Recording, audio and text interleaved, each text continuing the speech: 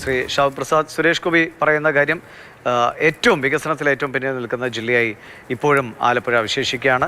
അവിടെ എയിംസ് കൊണ്ടുവരണമെന്നത് പണ്ടേ തനിക്കുള്ള ആഗ്രഹമാണ്. അത് സാധ്യമാക്കാനുള്ള ശ്രമങ്ങളാണ്. പക്ഷേ അതേസമയം ഇപ്പോൾ കാസർഗോഡ് നിന്നുള്ള BJP നേതാവ് ശ്രീകാന്ത് തന്നെ പറയുന്നു, കാസർഗോഡിനാണ് ഏറ്റവും കൂടുതൽ ആവശ്യമായിട്ടുള്ള എയിംസ് പോലൊരു സംവിധാനം എന്നതാണ്. ഇതൊരു തർക്ക സ്വഭാവത്തിലേക്ക് പോവുകയാണോ? BJPക്ക് ഇതിലൊരു സമവായം കണ്ടെത്താൻ സാധിക്കുമോ? ഒരു തർക്ക വിഷയത്തിന്റെ അല്ല, ഇത് എയിംസ് പോലെ വളരെ വലിയ വിപുലമായ ഒരു വൻ പദ്ധതി. അത് തങ്ങളുടെ അടുത്ത് വേണം, തങ്ങളുടെ പ്രദേശത്ത് വേണം എന്നാരും ആഗ്രഹിക്കും. വളരെ സ്വാഭാവികമായ ഒരു കാര്യമാണ്.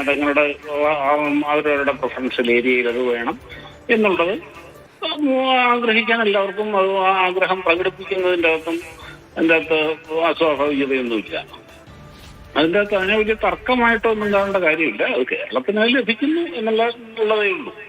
പിന്നെ ഈ ഓരോരുത്തരുടെ വിഷ് ആൻഡ് നീഡ്സിനനുസരിച്ച് അല്ല ഇതുപോലുള്ള പദ്ധതി വരുന്നത്. ഇപ്പൊ എയിംസ് പോലെ എന്ന് പറഞ്ഞു കഴിഞ്ഞാൽ അങ്ങനെ ഒരു പദ്ധതി വരുമ്പം അത് വരാനാവശ്യമായ വളരെ സയന്റിഫിക് ആയിട്ടുള്ള ഒരുപാട് സ്പെസിഫിക്കേഷൻസ് കാര്യങ്ങളൊക്കെ ഉണ്ടാകും. കൺസിഡറേഷൻസ് പോലെ ഇതെല്ലാം അതുപോലെ സ്ഥലലഭ്യത, ആൾക്കാർക്ക് എത്തിച്ചേരാനുള്ള സൗകര്യം, പരമാവധി ഒരു പദ്ധതി വരുമ്പോൾ അത് പരമാവധി ആൾക്കാർക്ക് എളുപ്പത്തിൽ പ്രയോജനപ്പെടുക എന്നുള്ളതും കൂടെ അതിന്റെ ഒരു പ്രധാന ഘടകമാണല്ലോ. കേവലം ഒരിടത്ത് വികസനം കുറവാണ് എന്ന് പറഞ്ഞുകൊണ്ട് അതിനുവേണ്ടി മാത്രം കൊണ്ടുവരേണ്ട ഒരു പദ്ധതി അല്ലല്ലോ.